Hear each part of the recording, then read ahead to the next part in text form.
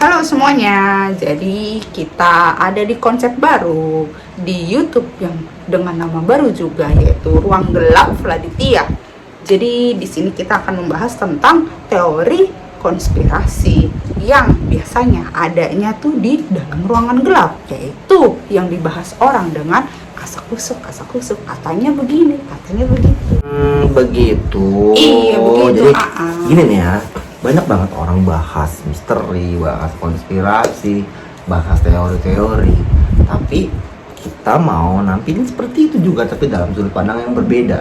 Kita ngobrol sesuatu yang cuman diobrol-obrolin di tempat gelap. Katanya sih begini, katanya sih begitu. Katanya begini, katanya begitu, ya katanya doang. Sebelumnya kita perkenalan diri dulu dong. Aku Flur dan saya mah Adidit aja.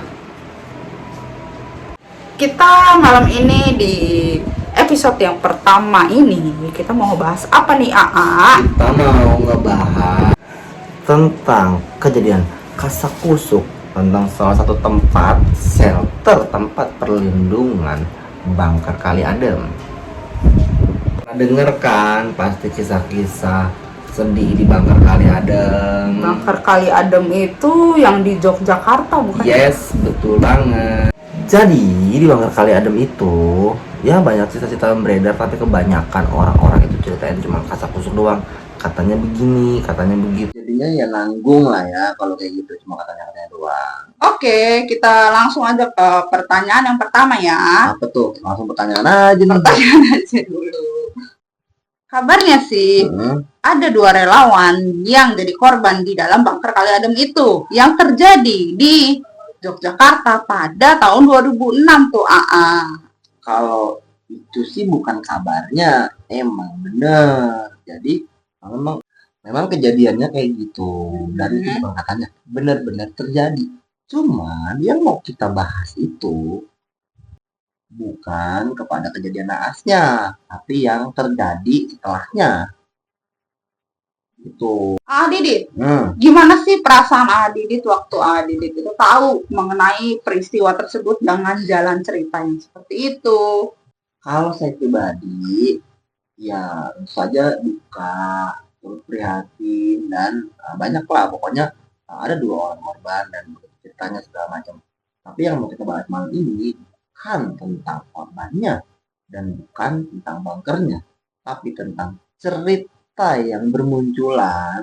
Perasaannya ya prihatin, sedih, ya gimana nggak sedih, orang relawan-relawan itu jadi korban di situ, sedangkan tugas mereka kan untuk mengkoordinir para warga yang mau mengungsi.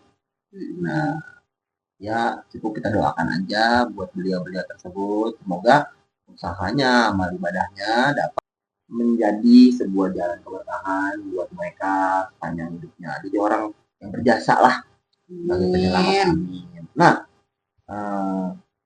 Nah, pertanyaan berikutnya deh, langsung aja nih kita. Langsung aja ya. Langsung aja lah. Oke. Agak sensitif sih. Jadi dari sisi supranaturalnya, menurut Adidit yang adalah seorang praktikum, seorang praktisi, nggak apa-apa, seorang praktikum ya. Ya udah. Oke. Ya itu gimana sih AA dari sisi supranaturalnya tuh soal kejadian itu bagaimana? Ini emang agak sensitif, cuma perlulah kita spill dikit. Spill tipis-tipis lah ya seorang praktikum ini. Gini ya, dari kejadian tersebut ini agak jelasin dikit ya. Kejadian tersebut bahwa secara garis besar adalah 2 orang korban, dan secara garis besar yang lain itu bunker itu belum lama diresmikan, jadi baru pertama kali dipakai. Dan kita bisa bilang itu hanya kejadian naas yang berkaitan dengan bencana alam. Sedangkan dalam kaitan mistisnya ya, dari banyak desas-desus, banyak gosip segala macam, jadi angker lah, jadi beginilah, jadi begitulah. Sendiri bisa bilang enggak, itu cuma gosip doang. Jadi itu cuma gosip doang, karena kalau mau dilihat latar belakangnya, 2 orang pahlawan yang mengalami kejadian naas di tempat tersebut, niatan mereka baik, mereka melakukan tugasnya dengan baik, dan artinya Dan sepertinya itu tidak ada pengaruh supranatural yang mengakibatkan hal-hal negatif di situ dengan kejadian tersebut. Nah, gitu loh. Oke, seperti itu ya.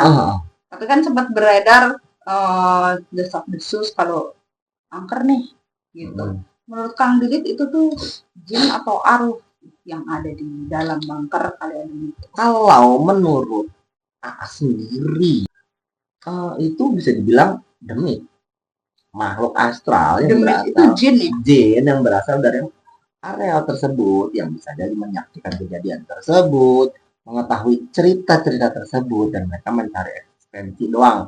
Sedangkan kalau dibilang arwah, berarti dibilang tidak ada urusannya arwah-arwah. Kenapa? Contohnya gini, salah satu yang percaya dan yakini dalam hidup itu dari sisi agama. Ada ketentuan-ketentuan tertentu yang menyebutkan bahwa orang-orang yang meninggal dalam keadaan tertentu termasuk kategori jihad. Jadi jihad itu sama dengan tidak jadi gentayangan, bukan? Jadi yang horor-horor yang segala macam itu adalah jin. Nah, di situ aja dah. Tapi memang ada arwah gentayangan. Arwah gentayangan dalam kasus ini tidak ada. Tidak ada. Tidak ada. Dalam di kasus ini kasus ya. yang lain ada. Kita nggak tahu lah ya. Ada. Kalau untuk kasus lain kan mungkin belum dibuka di sini. Iya, karena belum dibuka di sini, tapi ada. Ada ya? Ada, tapi kan beda kasus. Malah kabarnya banyak yang beredar nih desas-desus kalau di sana itu adalah arwah dari kedua relawan itu. Apa benar begitu? Aduh. Kayak mana ini? Ya, mati. Kok dengar kisah itu, dengar omongan itu, jadi agak gimana ya? Prihatin ya, bahwa gini loh, yang namanya arwah itu punya batasan tertentu, punya terms and condition yang berlaku buat yang namanya arwah manusia yang sudah meninggal dunia tetap berada di bumi, tetap berada di dimensi manusia atau bersinggungan dengan dimensi manusia. Jadi sendiri bilang itu namanya bolong.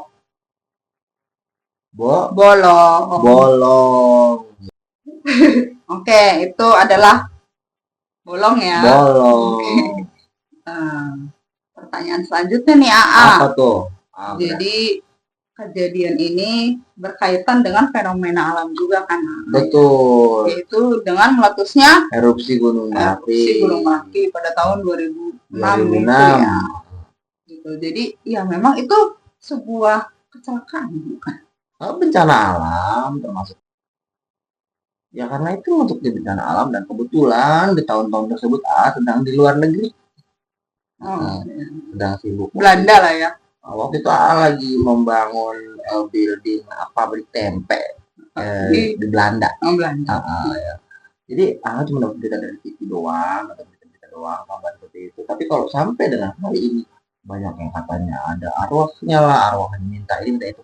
Enggak coy, enggak. Meyakin yang namanya arwah itu sesuai dengan kalimat sakti inna lillahi wa inna ilaihi rajiun. Segala sesuatu yang berasal dari Allah itu akan kembali kepada Allah, dan ada batasannya dunia arwah itu. Enggak sembarangan gitu. Jadi udah sembarangan enggak sembarangan. Jadi sampai di situ aja. Bukan arwah gitu. Bukan arwah ya intinya ya. Itu kejadian alam lah ya. Iya benar. Dan yang bermunculan dan berputrak di situ yaitu the jin. Tapi katanya juga kalau ada bencana alam tuh biasanya ada pertanda gitu ya. Jelas. Jadi kayak misalnya maunya turun gunung. Bisa ada juga yang cacing keluar dari tanah, serangga eksodus. Mamalia turun gunung gak cuma monyet. Oh iya. Monyet. Gerabat ini gitu.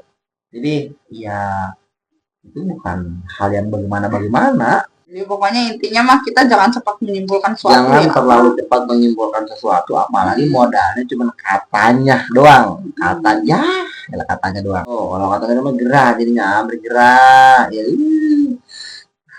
Oke, closing dong. Oke, closing. Jadi, teman-teman semua, menurut yang namanya arwah itu sudah memasuki sebuah fase kehidupan yang disebut dalam Islam ya alam kubur. Jadi alam kubur itu dijaga oleh malaikat-malaikat super elit yang nggak bisa colong sembarangan. Jadi kalau udah meninggal ya sudah. Innalillahi wa inna ilaihi raji'un. Tempatnya arwah itu ada di alam kubur. Entar dia tidur, entar dia ngapain lah pokoknya. Jelas lah kalau orang mengaji mah tahu dah kudunya mah ya. Kudunya tahu. Jadi kalau yang bermunculan yang gentayangan itu bangsa jin, bangsa jin. Nah, jadi ya ya jangan langsung percaya. Yang pasti kalau arwah itu tidak bicara dengan cangkeme. Nah, cangkeme orang brudul. Jadi lewat hati. Lewat hati, berbagi rasa, berbagi perasaan, berbagi vision gitu. Tahu gak isi hati aku? Tahu. Ya isi hatinya Neng Maya tuh palingnya atau kalau syuting video mah jangan di hutan atau jangan di kebun yang panas banget gede nyamukan maunya mah di mall ya. Kalau di mall mah tuh pakai begini man tontonin orang bisa ditanggep. Ya udah deh kalau gitu kita. Ya udah kita pamit besok atau closing atuh. Pamit ya, pamit semuanya. Ayo A. Sudah cukup sementara seperti itu saja dulu video pertama kita. Mudah-mudahan depannya bakal lebih optimal lagi, ditambahin suara jangkrik ya kali ya. Suara tukang bakso lewat, suara tukang apa lewat, tukang mie dok lewat tengah malam gitu. Tukang sate gitu. Minyak. Enggak ada tukang minyak itu berarti ada. Udah. Jadi jangan lupa disupport dulu ya sebelum yang lain, sebelum kalian mau kirimin kamera, kalian mau kirimin makanan, kalian mau kirimin skincare, yang penting support tadi dulu. Semoga ini bisa menjadi sebuah wadah buat kalian yang mau nanya, ini pertanyaan punya topik bahasan atau punya tempat-tempat yang pengen ini mitosnya begini bener apa enggak sih? Jadi nanti ke kita DM di IG, TikTok boleh, DM di sini boleh, atau di komen juga boleh buat nanti kita jadikan sebuah pembahasan. Betul banget. Jadi yang belum tahu IG-nya itu ada di sini nih. Raditya Dakrum, dan TikToknya apa namanya? Raditya Dakrum lah. Iya udah ganti ya Raditya Dakrum. Nah kalau udah tua. Oh udah tua, udah banyak sibuknya ya. Banyak sibuknya. Banyak uang ya. Amin. Ya udah. Dadah.